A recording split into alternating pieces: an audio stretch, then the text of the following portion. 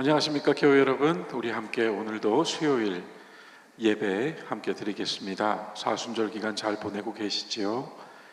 경건한 마음으로 우리 주님께 영광 돌리며 주의 말씀으로 이 저녁 함께 합시다. 다 함께 기도하겠습니다.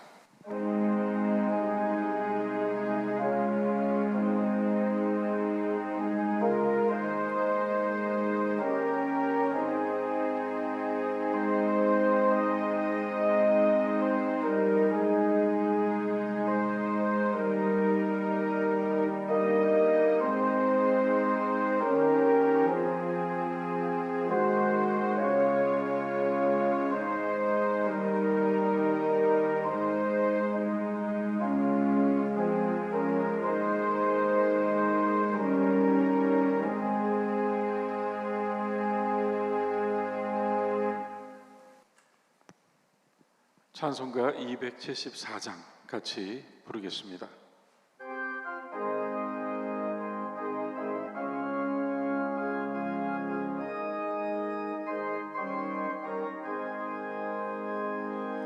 나 행한 것 죄뿐이니 주 예수께 비옵기는 나의 몸과 나의 맘을 깨끗하게 하옵소서. 물 가지고 날 씻든지 불 가지고 태우든지 내 안과 방 다 닦으사 내 모든 죄 멸하소서. 내 어두운 마음 밝히시니 참 기쁘고 고마우나. 그보다 더 원하오니 정결한 마음 주옵소서. 물 가지고 날 씻든지 불 가지고 태우든지 내 안과 방 다 닦으사 내 모든 죄 멸하소서. 정결한 마음 그 속에서 신령한 빛 비치오니 이러한 마음 나 얻으면 눈까지도 밝으리라. 물 가지고 날 씻든지 불 가지고 태우든지 내 안과 방 다 닦으사 내 모든 죄 멸하소서.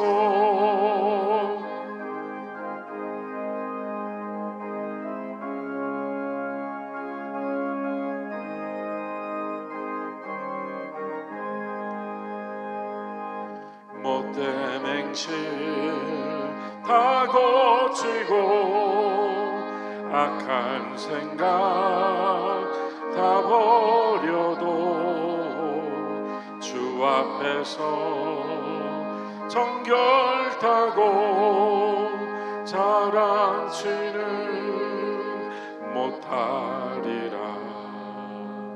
물 가지고 날 씻든지 불 가지고 태우든지 내 안과 방 다 닦으사 내 모든 죄 멸하소서.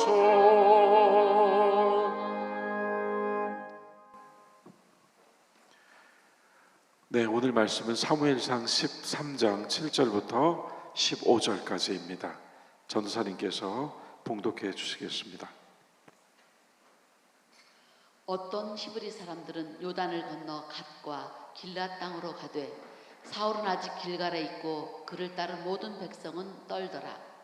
사울은 사무엘이 정한 기한대로 이레 동안을 기다렸으나 사무엘이 길갈로 오지 아니하매 백성이 사울에게 흩어지는지라. 사울이 이르되 번제와 화목제물을 이리로 가져오라 하여 번제를 드렸더니 번제 드리기를 마치자 사무엘이 온지라. 사울이 나가 맞으며 문안하매 사무엘이 이르되 왕이 행하신 것이 무엇이냐 하니 사울이 이르되 백성은 내게서 흩어지고 당신은 정한 날 안에 오지 아니하고 블레셋 사람은 mik바스에 모였음을 내가 보았으므로 이에 내가 이르기를 블레셋 사람들이 나를 치러 길갈로 내려오겠거늘 내가 여호와께 은혜를 간구하지 못하였다 하고 부득이하여 번제를 드렸나이다 하니라. 사무엘이 사울에게 이르되 왕이 망령되이 행하였도다. 왕이 왕의 하나님 여호와께서 왕에게 내리신 명령을 지키지 아니하였도다. 그리하였더라면 여호와께서 이스라엘 위에 왕의 나라를 영원히 세우셨을 것이거늘 지금은 왕의 나라가 길지 못할 것이라. 여호와께서 왕에게 명령하신 바를 왕이 지키지 아니하였으므로 여호와께서 그의 마음에 맞는 사람을 구하여 여호와께서 그를 그의 백성의 지도자로 삼으셨느니라 하고 사무엘이 일어나 길갈에서 떠나 베냐민 기브아로 올라가니라. 사울이 자기와 함께한 백성의 수를 세어보니 600명 가량이라. 아멘. 아멘. 자, 우리는 역사와 하나님이라고 하는 대주제를 가지고 사무엘상을 읽는 가운데 오늘은 너희가 믿음 없이 행하였다, 이렇게 제목을 정해 보면서 오늘 그 말씀의 주제는 사울이 추락하는 과정을 우리가 지켜보는 겁니다. 너희가 믿음 없이 행하였다라고 하는 이 말은 사무엘이 한 말도 아니고 다윗이 한 말도 아니고 사울이 한 말입니다. 여러분, 사울이 백성들에게 너희가 믿음 없이 행하였다. 정작 지금 이 페이지들, 그러니까 사울의 이야기가 담겨 있는, 사울의 추락이 담겨 있는 13장, 14장, 15장은 사울이 믿음 없이 행한 이야기들입니다. 역설적인 제목을 정해 보았고요. 이 제목을 가지고 오늘 저녁에 하나님께서 오늘 우리들에게 또 어떻게 임하셔서 어떻게 말씀으로 우리를 이끌어 주시는지 우리 함께 마음을 열고 귀를 기울여 보면 좋겠습니다. 우리는 지난 시간에 사무엘상 12장까지를 보면서 하나님께서 사울을 세우시고 사울을 통하여서 이스라엘의 초대 왕으로서의 역할을 수행하게 하시는 장면들을 확인했어요. 그런 가운데 사무엘이 이스라엘 백성들을 향하여서 아주 준엄한 하나님의 뜻을 전해 주었죠. 우리는 그 말씀의 끝에서 사무엘상 12장 14절 15절에서 하나님께서 요구하시는 것을 확인하였습니다. 하나님께서 뭘 요구하셨는가? 우리 지난 시간 말씀이 기억나실지 모르겠네요. 하나님께서 다만 사울 왕과 이스라엘 백성들에게만 요구하신 것이 아니라 우리들에게도 요구하신 말씀이라고 제가 전해드렸죠. 그런 가운데 이 사무엘상 역사는 이스라엘의 왕을 세우는 가운데 이스라엘 백성들이 주변에 있는 다른 나라들처럼 우리도 왕을 세우게 해달라고 하는 청을 하나님께서 들어주셨다. 허락하신 것이라기보다는 들어주셨다, 제가 그랬어요. 들어주시는 가운데 이렇게 말씀하시죠. 너희들의 왕과 너희가 여호와의 명령을 청종하지 않으면, 순종하지 않으면 형벌을 자초하게 될 것이라고 하는 말씀을 엄하게 내려주셨어요. 사울이 어떻게 왕이 되었습니까? 사울은 세 단계를 거쳐서 왕이 돼요. 먼저는 사무엘에 의해서 기름 부음을 받았습니다. 기름 부음을 먼저 받은 다음에 이스라엘 온 백성을 불러 모은 사무엘의 주도하에 전 지파의 대표들을 1000명씩을 뽑아놓고 제비뽑기를 하죠. 그래서 사울이 제비뽑기를 통해서 계속 뽑아나가다가 마지막에 사울이 뽑혀요. 그래서 기름 부음으로 한 번, 제비뽑기로 한 번, 그리고 지난 시간에 보았던 암몬과의 전쟁을 통하여, 그 암몬 왕 니하스가 요구했잖아요. 그 오른쪽 눈을 다 뽑고 항복해라. 그러면 살려주겠다. 그래서 온 백성이 통곡하고 울고, 그것을 사울이 들었을 때 하나님의 영이 사울에게 세차게 내려서 사울이 함께 싸울 사람들을 불러 모은 다음에 니하스와 암몬을 완전히 격퇴하지 않습니까? 진멸하잖아요. 그러면서 사울은 진짜 이스라엘의 왕이 되었고, 사울이 왕이 되었을 때 그것을 바라보는 사람 중에 혹자는 저 사람이 어떻게 우리를 이끄는 왕이 될 수 있는가 하고 빈정거린 사람도 있었다. 기억이 나실 거예요. 그러면서 사울은 이스라엘의 구원자로서 이스라엘의 장로들이 이야기를 니하스에게 할 때 구원자가 나타나면 이렇게 얘기했지만, 사울은 구원자가 아니라고 말씀드렸어요. 다만 이스라엘을 통치하는 왕일 뿐, 그는 구원자가 아니라 이스라엘 백성들과 공동의 운명을 가지고 있는 존재라고 말씀드렸어요.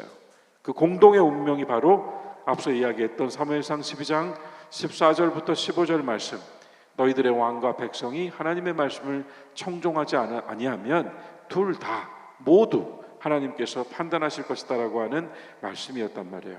이 결과가, 이러한 말씀이 현실이 되는 장면이 이제 시작되는 거예요. 그리고 하나님의 명령을 따르지 않은 왕과 하나님의 명령대로 살지 않은 백성의 결과로 첫 번째 사례가 된 인물이, 이스라엘의 전체 역사에서 첫 번째 사례가 된 인물이 사울이 되는 것입니다. 사울은 이스라엘의 초대 왕이었지만 우리가 머릿속으로 그리는 왕국의 모습을 갖추지는 않았어요. 사울은 자신의 궁궐을 가지고 있지 않았고, 또 보통 왕은 군대를 소유하잖아요. 사울은 군대도 없었어요. 항상 때가 되면 백성들에게 포고문을 띄워서 전쟁에 참여할 백성들을 불러 모아서 전투를 하곤 했어요. 사울의 왕정은 완전히 왕권이 확립된 왕정이 아니에요. 그러니까 과도기라고 할 수 있어요. 사사들이 다스리고 사무엘이 이끌었던 이스라엘, 하나님께서 그렇게 이끌어 가셨던 이스라엘이 이제 왕들을 통하여서, 특별히 다윗 왕조를 통하여서 이스라엘을 이끌어 가시는 하나님의 새로운 역사를 이어가는 그 중간에 초대 왕으로서 사울이라고 하는 인물이 자리하고 있는 것입니다. 과도기적 인물이에요.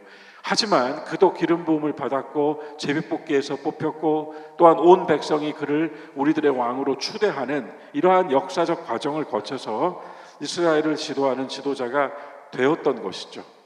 오늘 우리가 보는 이 13장부터의 말씀은 앞서서 얘기했던 것지만 얘기해 드렸지만 사울이 추락하는 장면이고, 사울의 추락의 근거가 된 나라가 바로 블레셋입니다. 블레셋. 이 블레셋이라고 하는 나라는 익히 제가 말씀드렸고 아시는 대로 기원전 12세기부터 이 해양 민족이라고 불렸어요. 해양 족속이라고. 그러니까 그리스, 에게해 근방에 있는 섬들, 또 터키 밑으로 있는 섬들, 이런 데 살던 사람들이 밀려 들어와서 이집트의 세력에 쫓겨와서, 이집트가 워낙에 강했으니까 애굽의 어떤 힘 앞에 굴복하고 이 팔레스타인, 가나안, 이 이스라엘 땅으로 들어오게 되는 겁니다. 근데 그들은 이미 앞서 말씀드린 것처럼 터키나 그리스 이쪽 지역인데, 당시에 터키가 어떤 나라냐면 히타이트라고 불렀는데, 그 땅에 히타이트라고 하면은 딱 우리 세계사 시간에 배운 게 뭔가요? 철기 문화예요. 그래서 이 해양 민족들은 철로 만든 무기, 철로 만든 농기계를 가지고 들어옵니다. 하지만 이 팔레스타인 땅은 아직 청동시대였어요. 청동시대. 그러니까 철과 놋이 만나면 당연히 놋은 부러지고 말겠죠. 그렇기 때문에 블레셋은 무서운 족속이었습니다. 강한 족속이었어요. 블레셋이 이스라엘에 침략해 들어왔을 때 사울이 블레셋과의 싸움을 결행하고 나아갈 때 오늘 이러한 이제 사건들이 나타나게 됩니다. 일단은 12장 앞부분에서 그렇게 블레셋 사람들이 와서 진을 치고 이스라엘과 싸우려고 모였을 때 병거만 3만이었고 마병이 6천이었고 백성들이 해안에 모래처럼 블레셋 사람들이 해안에 모래처럼 많았다 이렇게 표현하고 있습니다. 그러니까 이스라엘 사람들이 보기에 너무나 무서운 사람들이 침략해 들어온 거예요. 그래서 우리가 읽지는 않았습니다만 12장의 6절을 보면 참 재밌어요. 하나님의 역사, 출애굽의 역사로부터 시작된 이 이스라엘 이야기는 항상 하나님이 싸우시고 하나님이 지도자를 세우시고 하나님이 약속을 지키시는 과정이거든요. 그런데 이스라엘은 항상 하나님을 잊어버리고 가요. 저는 이것이 우리들의 삶이라고 하는 것을 부정할 수가 없을 것 같아요. 그런 가운데 이 사무엘상 13장 6절에 이렇게 나오네요. 해안에 모래처럼 블레셋 사람들이 많이 몰려들었을 때 이스라엘 사람들은 위급함을 느꼈고 절박함을 느껴서 굴과 수풀과 바위와 은밀한 곳과 웅덩이에 모두 숨었다. 어떤 히브리 사람들은 요단강을 건너가서 갓과 길르앗 땅으로 갔다. 그러니까 이 갓과 길르앗 땅으로 갔다. 갓과 길갈 이런 곳으로 갔다. 그런데 그 갓이라고 하는 곳이 어딘가 하면 블레셋이 점령한 5도시 중에 하나예요. 한마디로 말해서 7절에 나오는 히브리 사람들은 투항한 사람들이에요.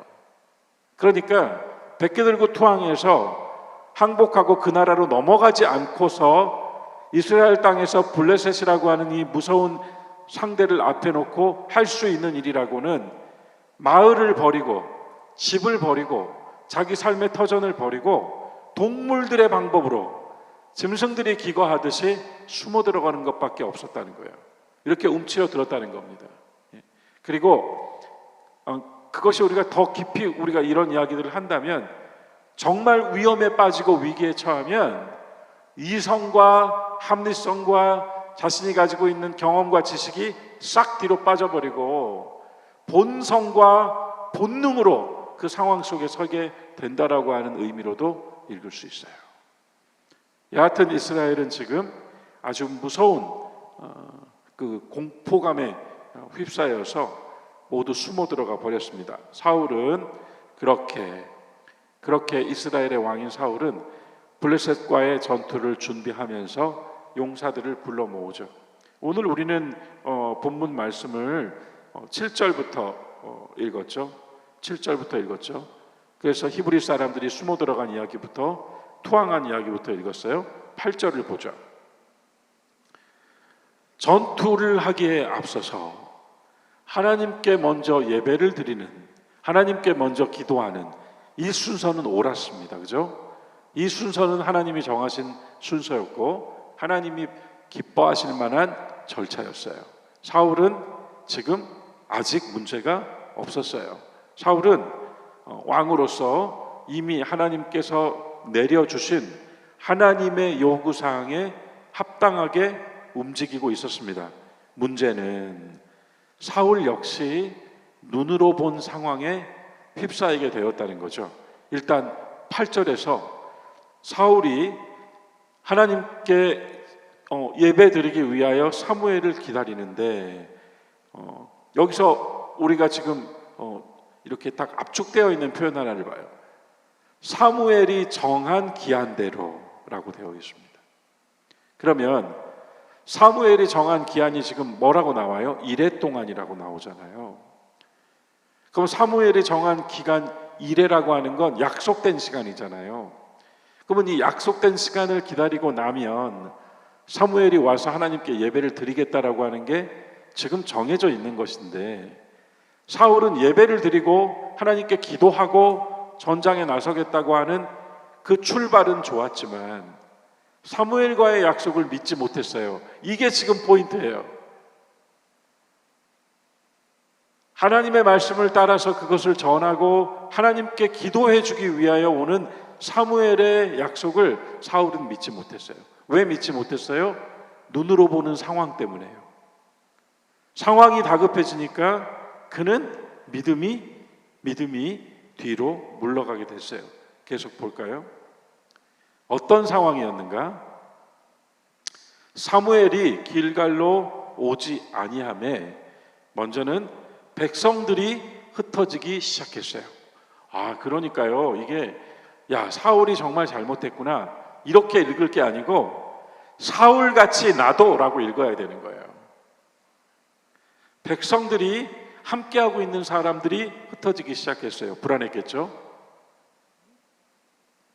그래서 이 상황에서 사울이 결국은 참지를 못하고 명령을 하잖아요. 번제와 화목제물을 이리로 가져오라. 그리고 다른 어떤 부연 설명 없이 사울이 번제를 드렸다. 사무엘이 해야 될 일이 있고 사울이 해야 될 일이 있는 거잖아요. 그런데 사울은 지금 영역을 뛰어넘어 버렸죠. 사무엘을 어쩌면 저는 근데 이렇게 이 부분을 그냥 사무엘이 할 일, 사울이 할 일 이렇게 기계적으로 구별해 가지고 사무엘이 해야 될 일을 사울이 했으므로 죄다 이렇게 정리하고 싶지 않아요. 제가 보기에는 사울이 약속을 기다리지 못하고 약속을 믿지 못했고 그 약속한 시간을 견디지 못했던 이 조바심, 그리고 그 조바심을 촉발시켰던 상황, 그 상황을 바라보고 있는 사울의 눈, 그리고 그 눈으로 바라본 세계를 통하여 머릿속에 가졌던 생각, 그 생각이 마음을 주장하여 사울이 결국 자신이 제사를 드려버리는 이 의지와 행동, 이게 전부 연결되어 있는 거예요. 단지 사무엘의 일을 했기 때문에, 자신의 제사장이 아닌데 제사를 드리는 월권을 했기 때문에 사울이 잘못했다? 이건 그냥 가시적인 표지고요. 제가 보기엔 사울이 완전히 자기 존재를 지금 빼앗겨 버린 거예요. 상황에, 자기 생각에, 자기 마음에. 믿음이 없잖아요. 지금 이 이야기 속에 정한 기한대로라고 하는 믿음이 없어요. 그래서 번제를 다 드렸더니 그제서야 사무엘이 왔잖아요. 7일 만에 약속을 지키잖아요. 그죠? 사무엘은 왔어요. 그러니까 참 어떻게 이런 실수를 할까 싶지만 한단 말이죠. 우리는 합니다. 우리가 대과를 저지를 수도 있겠지만 우리는 발을 헛디딜 수 있어요.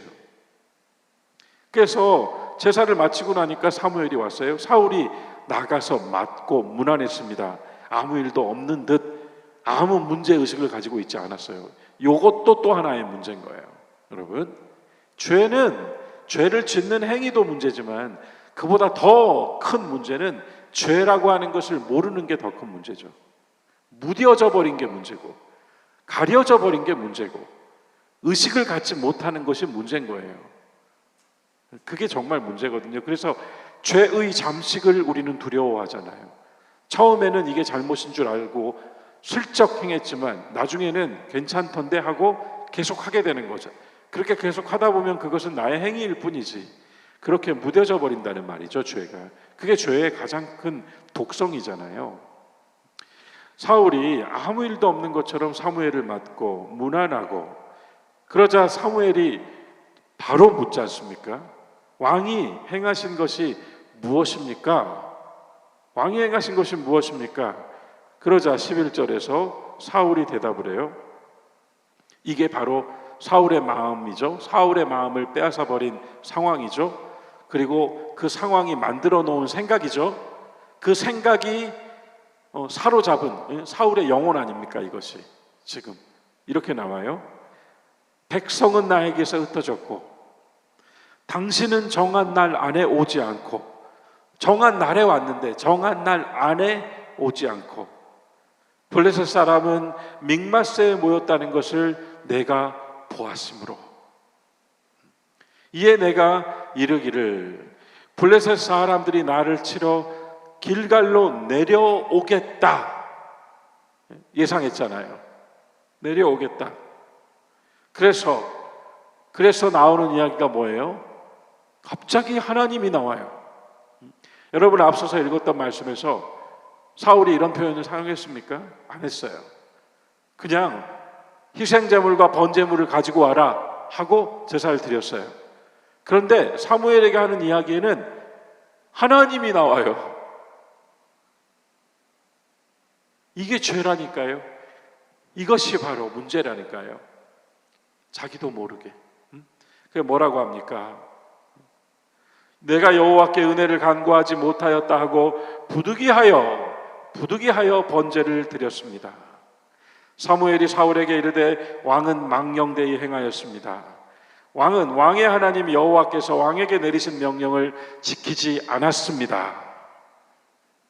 사울은 분명히 내가 하나님께 간구하지 못했기 때문에 내가 하나님께 구하기 위하여 어쩔 수 없이 번제를 드렸습니다라고 말했지만 사무엘은 즉각 당신은 하나님의 명령을 지키지 않았습니다.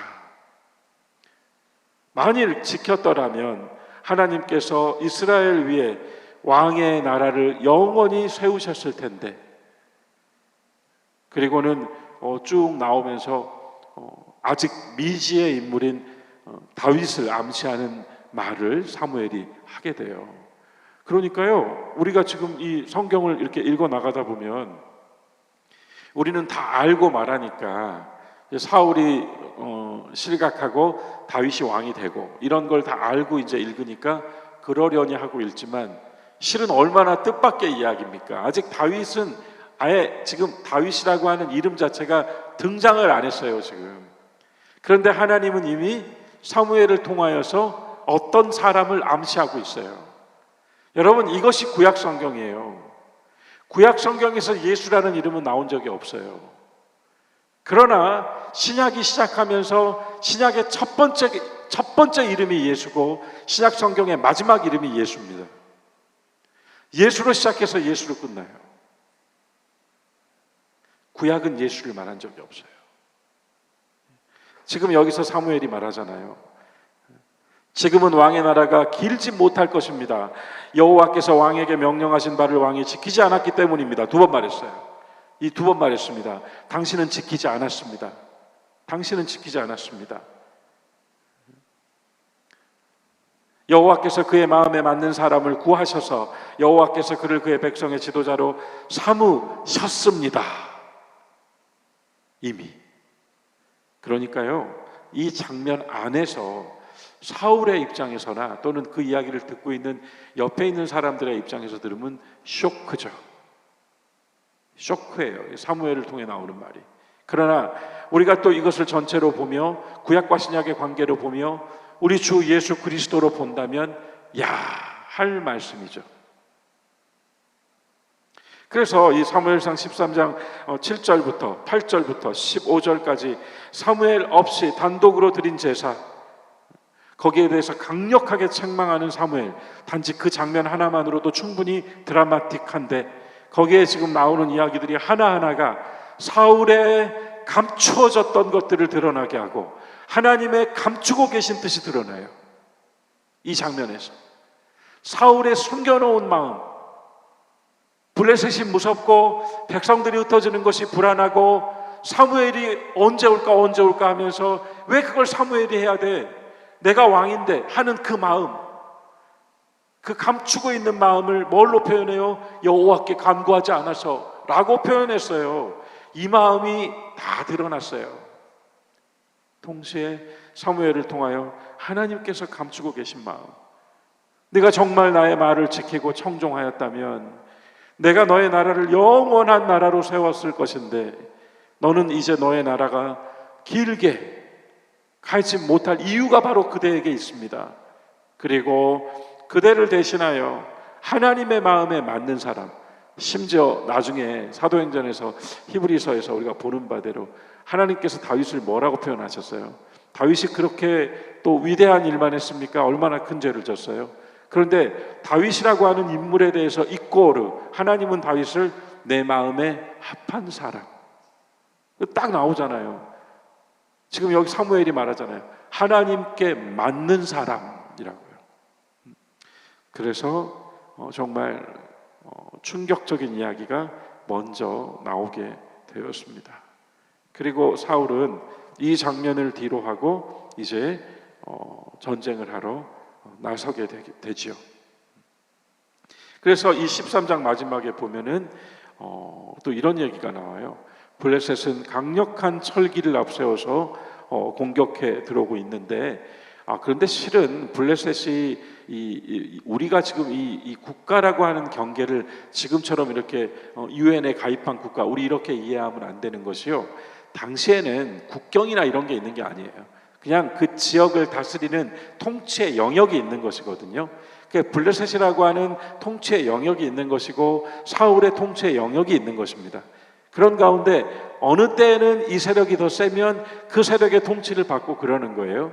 그러니까 당시에 사울이 왕이었지만 완전히 권력을 가지고 힘을 가지고 경계를 정하고 그런 게 아니에요. 그런 거는 이제 이후로, 다윗 역사 이후로 나오는 거예요. 이때는 블레셋이 들어와서 백성들의 삶을 이렇게 통제하고 강압할 수가 있어요. 힘이니까 힘.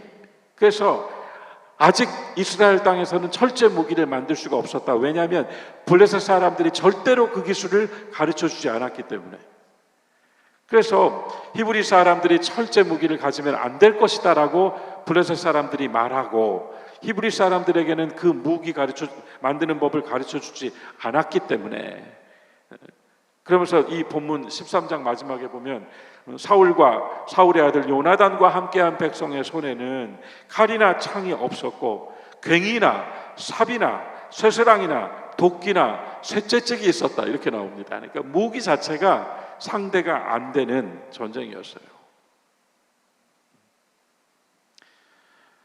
그래서 사울은 실질적인 싸움을 하지 못하고 이렇게 이제 상황을 지켜보고 있는 가운데 이어지는 14장에서 왕이 그러고 있으니까, 아버지가 그러고 있으니까 요나단이 그러니까 요나단도 분명 용맹스러운 인물로 지금 나오고요. 요나단은 실제로 사울의 나라가 계속되면 왕이 계승자잖아요. 그러니까 왕이 계승자로서 요나단의 용맹스러움이 먼저 나와요. 그러나 훗날 다윗이 등장하면 요나단이 다윗에게 그러한 그 왕의 계승의 어떤 권위를 다 넘겨주는 것처럼 보이거든요. 일단 아직 등장하지 않은 다윗을 뒤로 하고 요나단이 먼저 블레셋 사람들의 진영으로 들어가 싸우기로 결심합니다. 아버지에게 허락받지 않고. 그러고 들어가서 전쟁을 치르게 되죠, 요나단이. 그때 요나단이 하는 말이 14장 6절에 있는 말씀인데요. 이 14장 6절에서 요나단이 자기의 무기를 든 소년에게 말하기를, 이 할례 받지 않은 자들에게로 우리가 건너가자. 여호와께서 우리를 위하여 저들을 우리에게 맡기셨다. 여호와께서 우리를 위하여 일하실 것이라고 나는 믿는다. 여호와의 구원은 사람의 많고 적음에 있지 않다. 이렇게 얘기해요. 14장 6절에서. 사울보다 낫죠? 요나단이 훨씬 더 믿음의 언어를 사용하며 하나님을 의지하여서 이 전쟁을 쳐다보고 있어요. 사울은 그렇게 보지 않았어요, 지금. 그러나 오히려 그 아들은 그렇게 보고 있어요. 그렇게 요나단이 전쟁을 하나님께서 일하실 것이다. 사람의 많고 적음에 있지 않다, 하나님의 일은. 이렇게 말하면서 나가서 블레셋 진영을 공격했고 거기서 약 20명을 죽이고 돌아옵니다. 이 이야기가 사울에게도 들어가게 돼요. 그런 가운데 우왕좌왕, 이 블레셋이 갑자기 이 요나단에 의해서 일격을 당하고 우왕좌왕하고 있는 것을 사울이 보게 됩니다. 그래, 오늘 우리가 읽은 말씀은 13장 말씀입니다만 14장을 조금 더 살펴보면 이렇게 요나단의 전공이 있은 다음에 14장 16절부터 23절에서 이제 사울의 본격적인 실패가 나오기 시작하는데요. 제일 먼저 우리가 보게 되는 것이 뭐냐면 요나단의 전승 소식을 듣고 나서 사울이 이제 우리도 나가서 싸우자, 블레셋 군사들이 우왕좌왕하고 있다, 우리가 가야 되겠다 하는 마음을 먹게 돼요. 14장 18절을 보면 사울이 이렇게 옆에 있는 제사장에게 말합니다. 하나님의 법궤를 이리로 가지고 오라. 다시 한번 또 사울이 뭔가 또 우리가 이미 여호와의 법궤 이야기를 했지 않습니까? 하나님의 임재라고. 그러니까 이제 사울이 이미 요나단이 한번 흔들어버린 블레셋 진영을 완전히 진멸하기 위해 나가기 앞서서 하나님의 법궤를 가져오라고 먼저 이야기를 해요.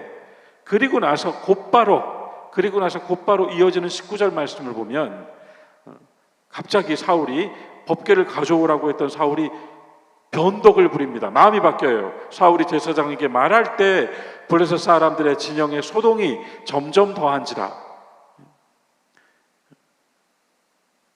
사울이 제사장에게 이르되 내 손을 거두라. 그러니까 계속 사울이 지금 뭘 해요?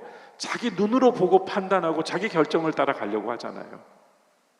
처음에는 여호와의 법궤를 가져와라 해놓고는 블레셋 진영이 더 소란스러워지니까 지금이 기회인 것 같은데, 지금 가야 될 것 같은데 하고 법궤 가져오지 마라, 우리 지금 가야겠다, 이렇게 이야기한다니까요.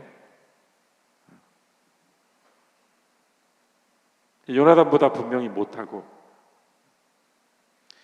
하나님의 승리로서의 이 전쟁을 하나님의 관점으로 보지 못하고 자신이 싸우고 있는 전쟁으로 이해하고 있는 것입니다.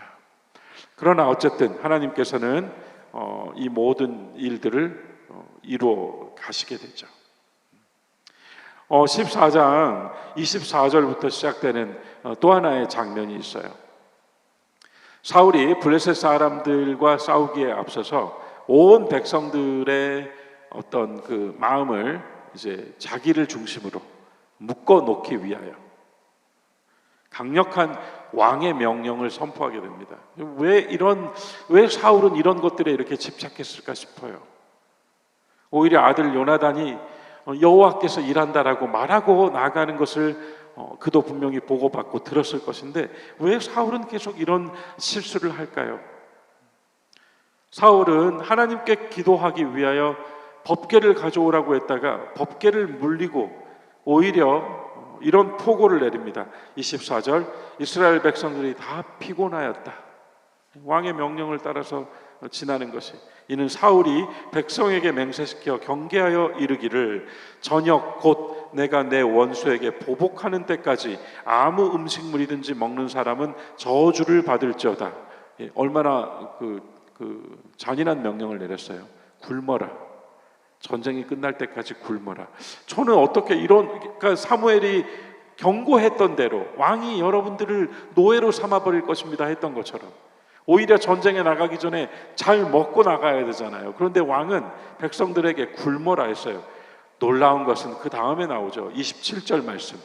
이 왕의 지엄한 포고령에 온 백성이 굶어서 피곤했습니다. 그런 가운데 27절 요나단은 그의 아버지가 백성에게 맹세하여 명령할 때 듣지 못하였으므로 손에 가진 지팡이 끝을 내밀어 벌집에 꿀을 찢고 그의 손을 돌려 입에 대며 눈이 밝아졌더라. 요나단이 먹어버립니다. 그때 백성 중 한 명이 말하되 당신의 부친이 백성에게 맹세하여 엄히 말씀하시기를 오늘 음식물을 먹는 사람은 저주를 받을지어다 하셨나이다. 그러므로 백성이 피곤하였나이다. 이 얘기가 뭐냐면요, 앞서서 저 사울이라는 사람이 어떻게 우리를 다스릴까, 그런 시선이 항상 있단 말이에요. 그렇잖아요. 모든 사람이 다 박수를 치고 100% 모두 지지하는 그런 게 어디 있습니까?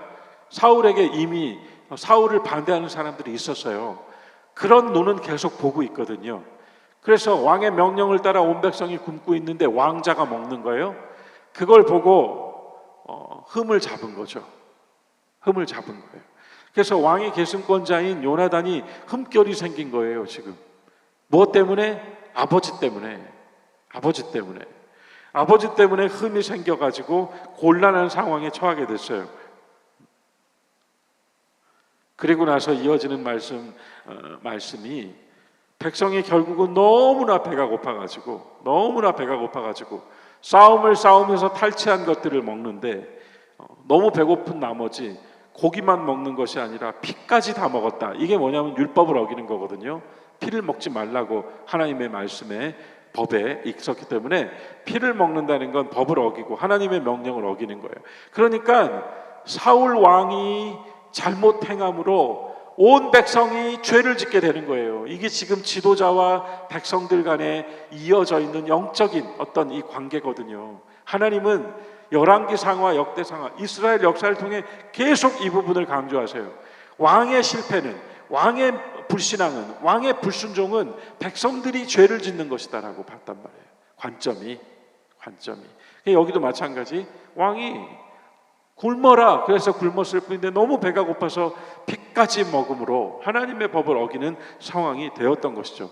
저는 그런데 이제 여기서부터 사울이 자신의 아들 요나단을 조금 감싸면서 이 상황을 돌파하기 위하여 머리를 쓰고 있는 모습들이 보이기 시작해요. 일단 14장 35절에서 사울은 이제야 처음으로 하나님께 제단을 쌓았다. 이게 여기서 나와요. 기름 부음을 받았고 제비 뽑기를 했고 그리고 암몬과의 싸움에서 이겼는데 그때까지도 하나님께 감사의 제단을 쌓지 않았던 거예요. 오히려 이 블레셋이 목전에 있는 상황에서 이제야 여호와께 첫 번째 제단을 쌓았다고 합니다. 그리고 나서 사울이 이르되 36절 우리가 밤에 블레셋 사람들을 추격하여 동틀 때까지 그들 중에서 탈취하고 한 사람도 남기지 말자. 이게 무슨 뜻일까요, 여러분? 먹는 것 때문에 생긴 어떤 문제가 앞서 있었는데요. 백성들이 모두 지금 그런 상황에서 요나단도 이미 먹어버렸고 요나단이 먹고 나서 이제 백성들도 다 먹어버리고 피까지 다 먹어버리고 지금 이런 아수라장이 되어버렸잖아요. 근데 이 상황을 돌파하기 위하여 사울이 이 전투로 시선을 돌립니다. 그래서 블레셋 사람 한 명도 남지 않을 때까지 싸우자 이렇게 말해요. 한 사람도 남기지 말라. 한 사람도 남기지 말라. 그렇게 말할 때 36절 한번 같이 볼까요? 36절이요. 사울이 이르되 우리가 밤에 블레셋 사람들을 추격하여 동틀 때까지 그들 중에서 탈취하고 한 사람도 남기지 말자. 무리가 이르되 왕의 생각에 좋은 대로 하소서 할 때 제사장이 이르되 이리로 와 보십시오. 하나님께로 나아갑시다. 이렇게 말합니다. 여러분 지금 이 장면이 뭔지 아시겠어요? 왕이 하나님 먹은 사람은 하나님께 저주를 받을 것이다 이렇게 말했잖아요. 근데 아들이 먹었잖아요. 백성들이 다 먹어버렸잖아요. 그래서 지금 하나님의 말씀 앞에서 지금 이 죄의 문제를 해결해야 된다는 거잖아요. 근데 사울이 그러한 상황을 돌파하기 위해서 전쟁하러 가자. 한 사람도 남기지 않도록 이렇게 말했단 말이에요. 그러자마자 제사장이 이리 오십시오. 하나님께 나아갑시다. 이거 먼저 풉시다. 하나님과의 관계를 먼저 해결하십시오. 이걸 못하고 어떻게 이 전쟁을 하려고 하십니까? 어떻게 세상 일을 하려고 하십니까? 이 얘기예요.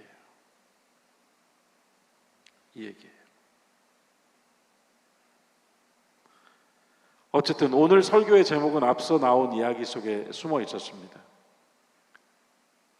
요나단도 배가 고파서 꿀을 먹었는데 백성들이 고기와 피까지 다 먹었을 때 사울이 여러분들 죄 지었습니다 라고, 여러분들 믿음이 없었습니다 라고 책망했단 말이에요.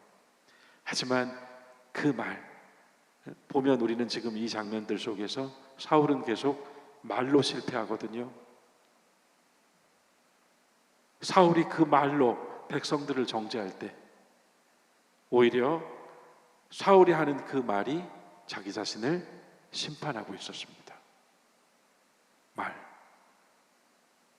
여호와의 명령을 지키라 했는데, 여호와 하나님께 기도하라고 했는데, 여호와께 나아갑시다 하는데 그러한 부름에 대해서 사울은 계속 말로 풀어가려고 해요.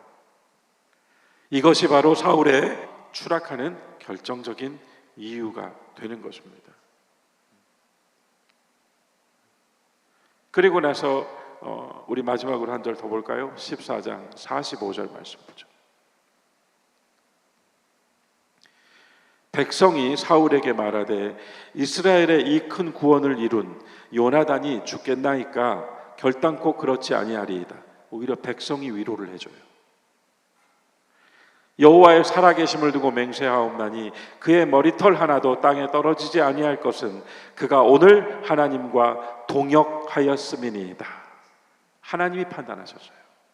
여러분, 이 대목이 지금 우리가 지금 이 앞서서 쭉 봤던 이야기를 상기해 볼 때, 사울은 말로 실패하고 있고, 요나단은 아버지의 명령을 알지 못했기 때문에 실수했고, 사울은 요나단의 실수를 덮기 위해서 백성들을 책망했고, 그것도 모자라서 백성들을 데리고 전장으로 나가려고 하던 중에 하나님께 갑시다라고 하는 제사장의 음성이 들렸고, 그런데 이 모든 이야기는 사울이 의도하고 사울이 말로 풀려하고 사울이 전쟁으로 풀려고 했던 방법을 뛰어넘어서 오히려 사울이 정죄한 백성들을 통하여 하나님이 말씀을 하시는 거예요. 요나단은 나와 동역하였다. 그의 머리털 하나도 상하지 않을 것이다.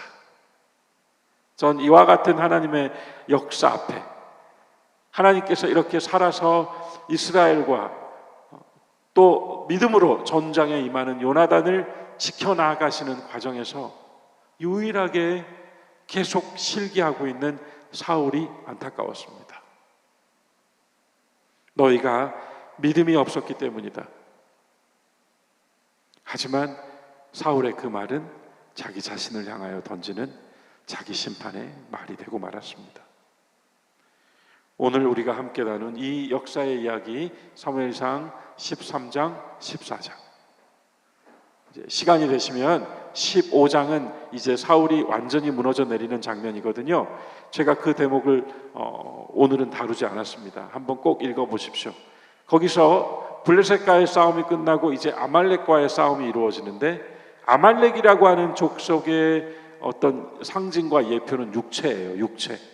아말렉은 육체를 상징하거든요.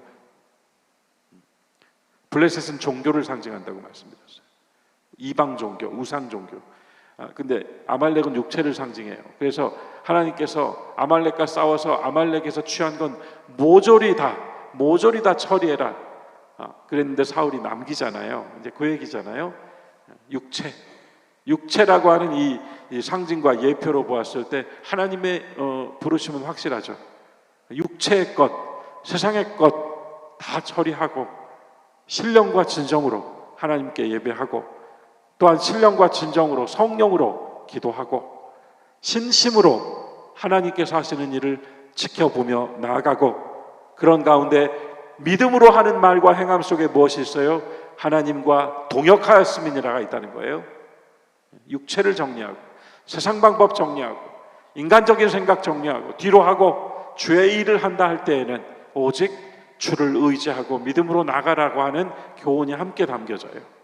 사울의 추락 속에서 우리는 오히려 하나님의 우리를 향하신 새로운 뜻을 또 하나 보게 됩니다. 우리는 아무것도 아닌 존재이지만, 우리는 큰 일을 할 수 없는 작은 사람들이지만, 블레셋이라고 하는 무서운 상대를 늘 대적하며 이 세상과 시대와 또한 우리를 둘러싸고 있는 상황과 환경과 부딪혀 나아가지만, 그러나 이 모든 싸움에서 눈에 보이는 세상에, 눈에 보이는 상황에 휩쓸리면 믿음을 잃어버리고 말로 풀려, 그러나 믿음을 지켜 나아갈 때 그 믿음의 행위를 두고 하나님은 그는 나와 함께 했다, 함께 일했다 라고 평가해 주신다, 봐주신다. 사순절 기간을 보내면서 우리가 말보다는, 우리는 늘 그런 얘기를 해요. 말보다는 행함이다, 말보다는 실천이다. 그러나 우리가 오늘 이야기 속에서 분명한 예증을 봅니다. 말이 아니라 믿음이다. 여호와께서 일하신다. 여호와께서는 많고 적음을 상관하지 않으신다. 우리 앞에 놓여 있는 것들에 대하여 이 믿음을 다시 한번 확인하고 하나님이 일하십니다 하고 담대하게 나의 일상 속으로, 나의 일터로, 나의 삶의 자리로, 나의 가정으로 나아가시는 우리 교우들 되시기를 주님의 이름으로 축원합니다. 다 함께 오늘 말씀을 묵상하며 기도하겠습니다.